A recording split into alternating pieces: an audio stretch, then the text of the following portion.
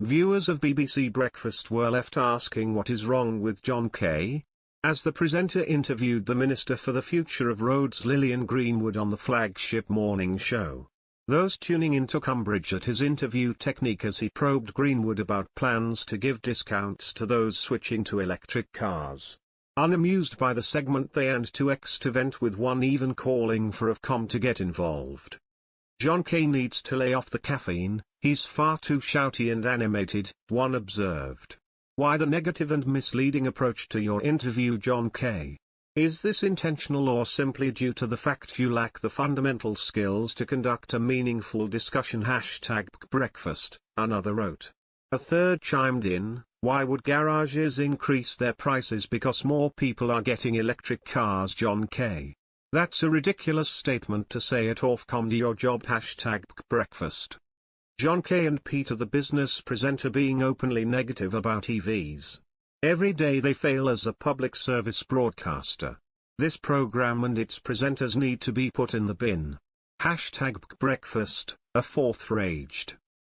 Meanwhile a sixth asked, what is wrong with John Kay? His voice, mannerisms and gestures, but particularly his voice, are becoming more excessively exaggerated each time he introduces a new item. What a clown. #breakfast. Broaching the subject with the Minister, Kay said, the headline figure we've just read is £3,750 off a new electric car, but that's only for cars that cost £37,000 or less. The average electric car costs considerably more than that, and so won't be included. So how many people are actually going to benefit from this? Well, we expect tens of thousands of people to benefit from this.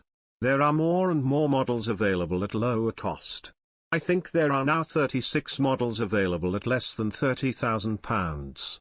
So there will be a range of cars that people will be able to buy accessing this discount, she insinuated. As the chat progressed, he raised the cost of electric vehicles, speculating this incentive to buy might encourage garages to increase their prices.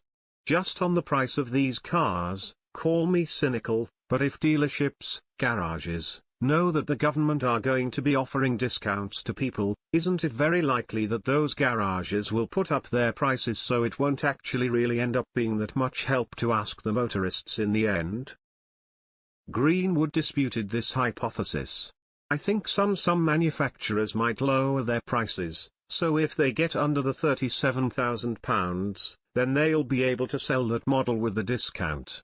We know that we want electric cars to be more affordable.